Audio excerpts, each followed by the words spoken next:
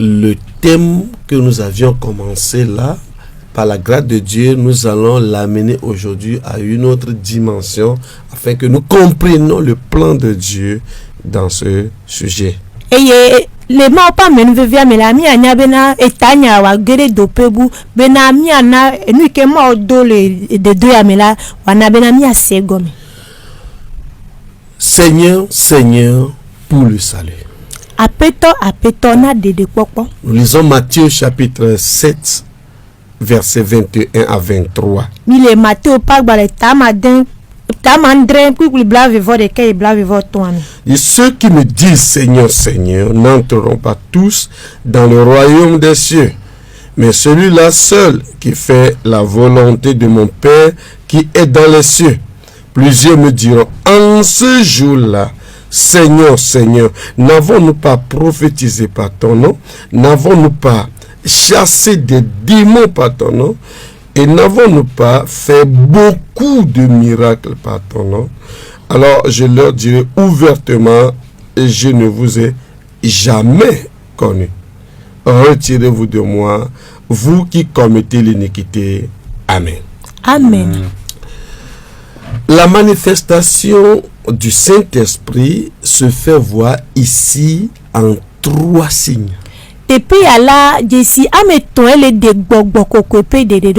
Premièrement, prophétiser par le nom de Jésus. Deuxièmement, chasser des démons par le nom de Jésus. Et troisièmement, faire beaucoup de miracles par le nom du Seigneur. Ce qui montre ici que les dons du Saint-Esprit sont en action. Or, selon 1 Corinthiens 12, 7,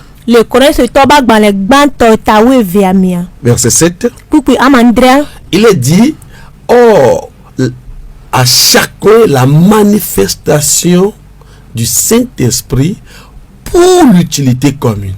Donc, le Saint-Esprit se manifeste afin que chaque personne appartenant à la communauté puisse profiter, puisse avoir quelque chose qui va l'édifier, l'instruire et le faire croître dans le Seigneur.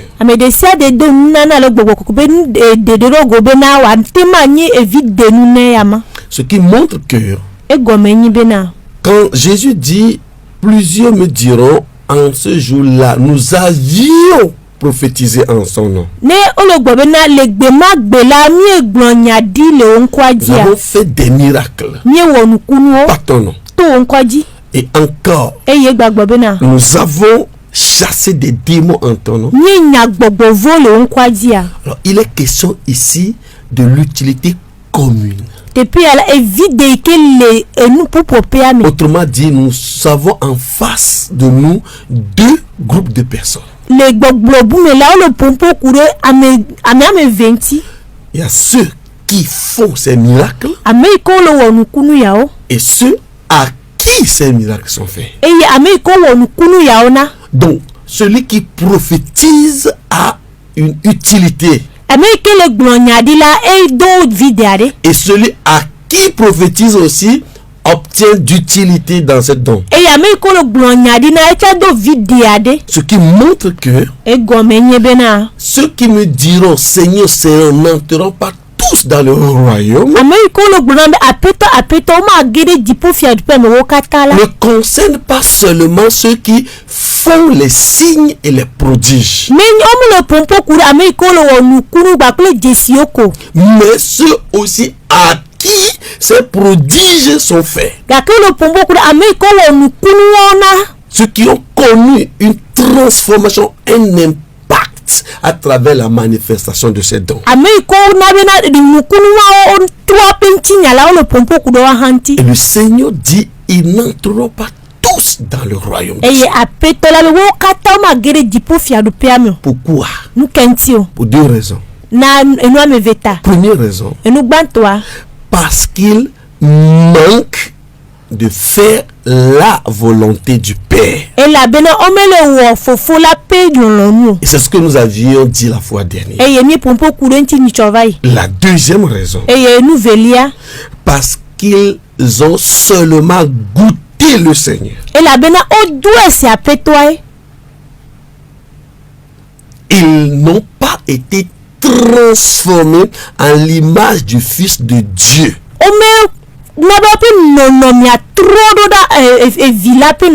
Mais ils ont seulement goûté le Seigneur. Et ici, l'apôtre Pierre nous explique davantage ce qui se passe. 1 Pierre chapitre 2 versets 1 à 3. Il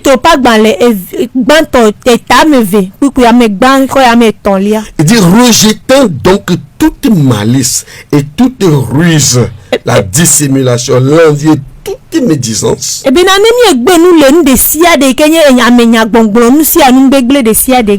Désirez comme des enfants nouveau-nés le lait spirituel et pur.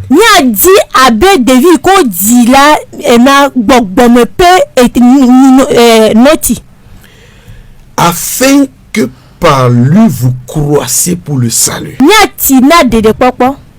Si vous avez goûté que le Seigneur est bon. Ici, l'apôtre s'appuie sur une prophétie des psaumes.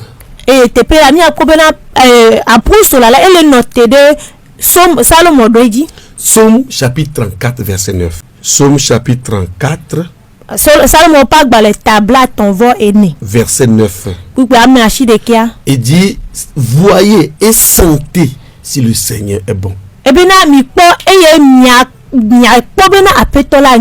Donc ici, Dieu appelle le peuple d'Israël à constater ce qu'il a fait pour eux depuis la délivrance de l'Égypte jusqu'à ce jour pour s'approcher davantage de lui.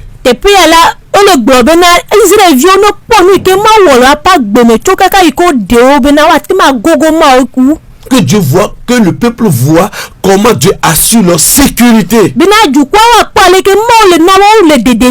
Parce que dans le désert, l'ange de l'Éternel campe autour du peuple. Il les a délivrés de tous leurs ennemis. Et Dieu appelle le peuple à sentir l'odeur, le bonheur du fait d'être dans la protection de Dieu. Et Pierre s'appuie sur cette prophétie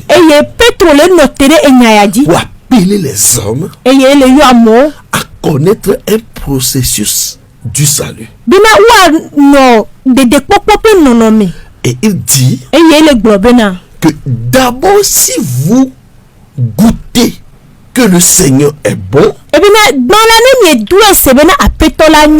alors désirez de lait spirituel et pur. Et ceci va vous aider à croître pour le salut.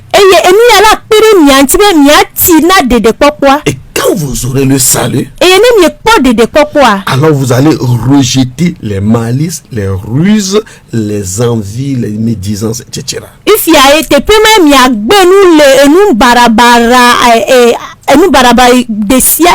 Ce qui montre ici que goûter le Seigneur ne veut pas dire être sauvé. C'est-à-dire, quand vous prophétisez au nom de Jésus, qu'on chasse des démons en vous par le nom de Jésus, qu'on fasse dans votre vie beaucoup de miracles par le nom de Jésus, ne faites pas de vous ceux qui sont sauvés, mais ça vous donne à goûter le Seigneur. Ça vous donne à goûter si le Seigneur est bon, afin que vous puissiez vous engager dans la recherche de la parole pour votre salut. Cherchez le lait spirituel et pur, afin que par lui vous croissiez pour le salut. Si vous avez goûté que le Seigneur est bon. Donc, beaucoup d'actions de Dieu se manifestent dans la vie des hommes dans le but de les conduire au salut.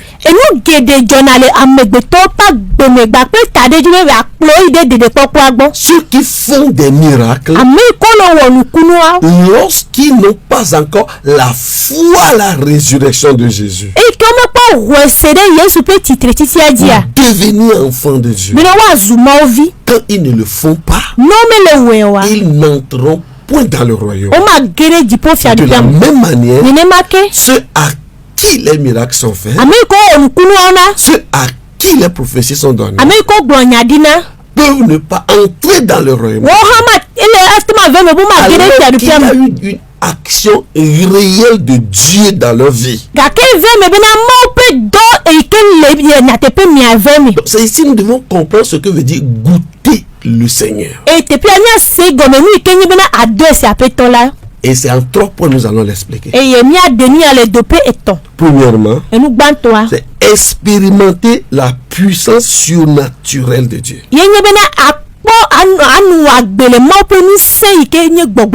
C'est-à-dire être dans une vie qui a reçu le miracle ou la guérison de Dieu. Un paralytique qui se lève par le nom de Jésus. Un mort qui ressuscite par la puissance de l'onction.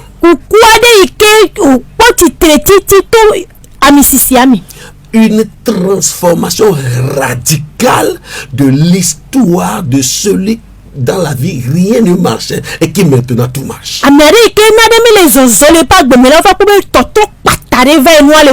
Ça, vous êtes en train de goûter le Seigneur. Vous n'êtes pas encore sauvé. Vous ne pouvez pas encore avoir accès au royaume de Dieu. Luc chapitre 17 verset 11 à 19. Il y avait eu 10 lépreux qui sont venus à Jésus pour le supplier afin qu'il soit guéri. Et la Bible dit, il leur dit, allez vous montrer au sacrificateur. Et sur le chemin, l'Écriture dit qu'ils étaient purifiés. Et parmi eux est revenu à Jésus le sacrificateur. Et il était samaritain. Jésus dit, n'est-ce pas les 10 ne sont pas purifiés? Comment se fait-il que c'est seulement cet étranger, ce samaritain qui revient à moi? Et la Bible dit, Jésus lui dit, va, ta foi t'a sauvé. Donc 10 personnes sont purifiées de leur lèpre. Mais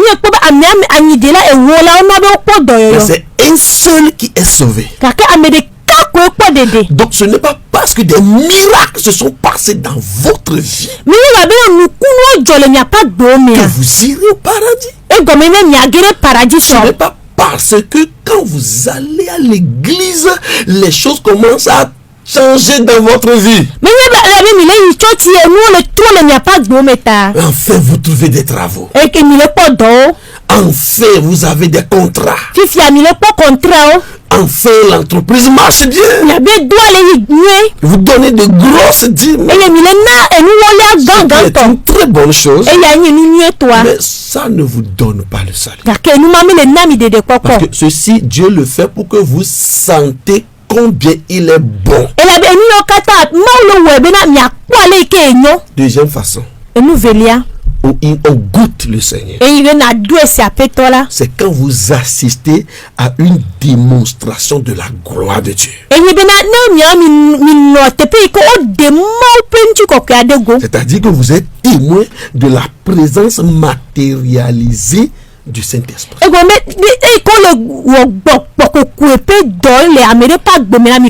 C'est-à-dire que quelque chose s'est passé et vous l'avez vu vous-même et vraiment vous êtes convaincu que Dieu est en action.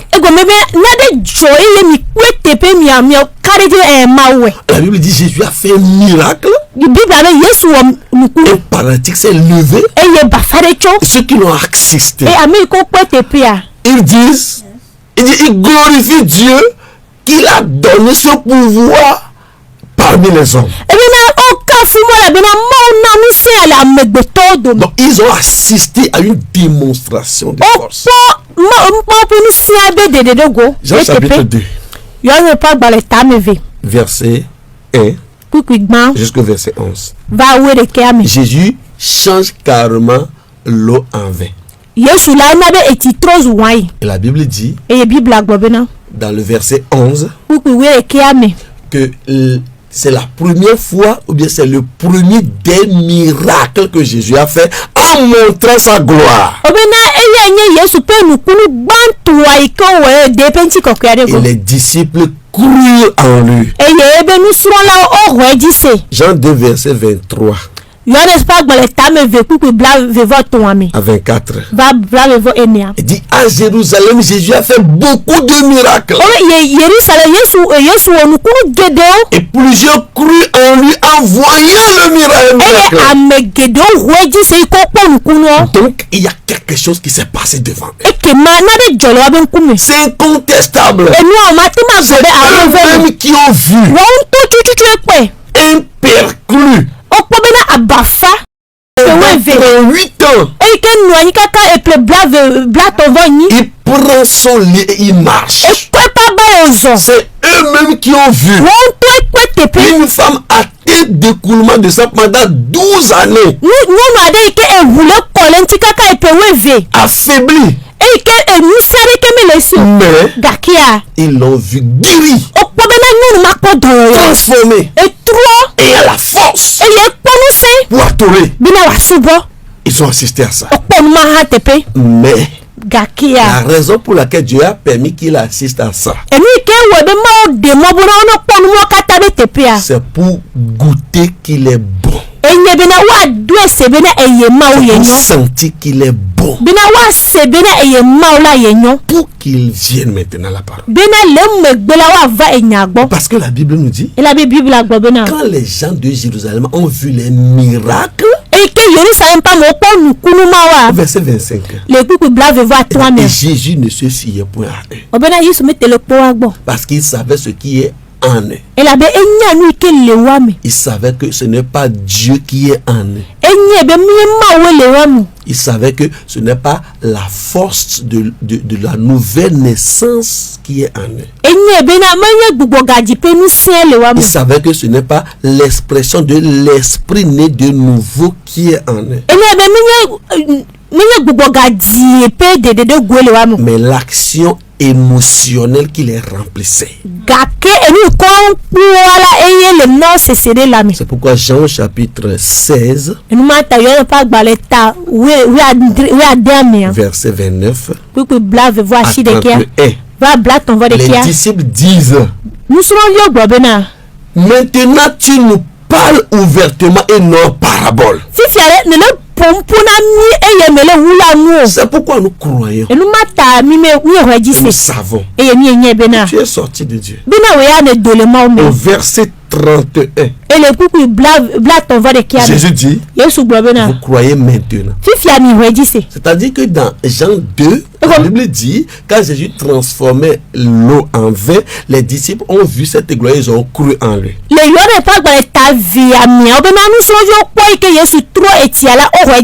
Mais Jean 16, Jésus dit, c'est maintenant que vous croyez. Donc,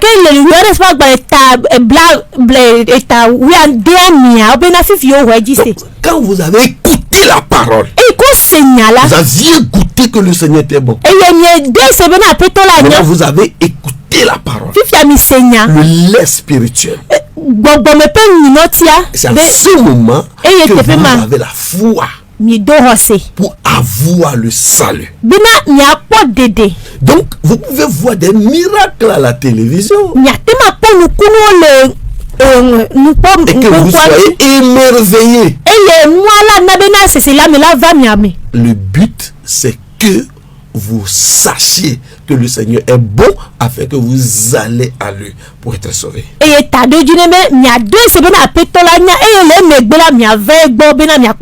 Troisièmement, quand vous êtes puissamment utilisé par Dieu. Ah, vous êtes puissamment utilisé par Dieu. Seigneur, n'est-ce pas en ton nom nous avions fait des miracles? Matthieu dit beaucoup de miracles. Nous avons prophétisé. Ah, je vois maintenant. Et ce qu'il dit est vrai. La prophétie là est incontestable. Il a été puissamment utilisé par Dieu. C'est-à-dire que Dieu passe par la personne pour accomplir une œuvre puissante. Mais il n'est pas sauvé. Il est en train de goûter seulement le Seigneur. N'oubliez pas que Dieu peut utiliser tout le monde. Il a utilisé un destructeur pour faire périr les premiers-nés d'Égypte. C'est-à-dire un démon. Le destructeur en hébreu, c'est Shachat. C'est-à-dire aller à la ruine, ce qui peut amener quelqu'un à la ruine. C'est Dieu qui l'a utilisé. Exode 12, 23. Et nous voyons aussi Jésus qui utilise carrément un coq pour appeler à la conscience de Pierre.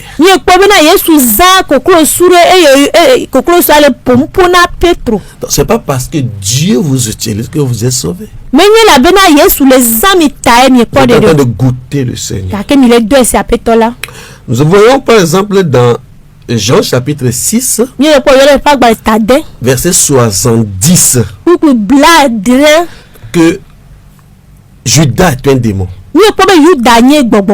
Mais Matthieu 10, 1, Jésus lui a donné le pouvoir pour chasser des démons. Luc 10, verset 17 à 20. Ils sont revenus et ils ont dit que les démons se sont soumis à eux. Jésus dit, ce n'est pas vous tous qui devez être en joie. Parce que c'est seulement ceux qui ont leur nom inscrit dans les cieux qui doivent être en joie. Donc Judas a reçu par l'ordre de Dieu à faire ces miracles. Pourtant il n'est pas sauvé. Que faut-il faire? Hébreux chapitre 6. Que faut-il faire? Hébreux chapitre 6. C'est-à-dire que vous ne pouvez pas vous limiter seulement au goût de la bonté du Seigneur. Hébreux 6, verset 4 à 8. Car des gens ont goûté le don céleste. Ils ont été éclairés en voyant les miracles. Ils ont goûté la bonne parole de Dieu. La puissance des siècles à venir. Mais ils sont tombés. C'est-à-dire qu'ils ne sont pas parvenus à la foi. La foi pour laquelle ces miracles se sont passés. Ils ont cru aux paraboles. Les paraboles enseigne une réalité qui est derrière. Kake nous le pompo kudo Donc ne goûtez pas seulement. Venez à la foi. Venez à la vie. Quand vous vous assistez à quelque chose, Dieu fait quelque chose dans votre vie. Le but c'est de venir à la foi en lui. En écoutant sa parole. Et vous serez sauvés. Donc c'est bon d'aller chercher des miracles. Vous ne pouvez pas être malade, on va vous interdire de ne plus aller chercher la guérison. Allez chercher la guérison. Là où vous croyez que la guérison peut être. Mais sachez que cela c'est pour goûter que le Seigneur est bon. Et en cherchant la guérison, cherchez aussi à écouter l'évangile pour votre salut, pour que vous soyez sauvés. Que Dieu vous bénisse. Nous bénissons le Seigneur pour votre vie. Grâce avec vous. Que Dieu bénisse. Amen.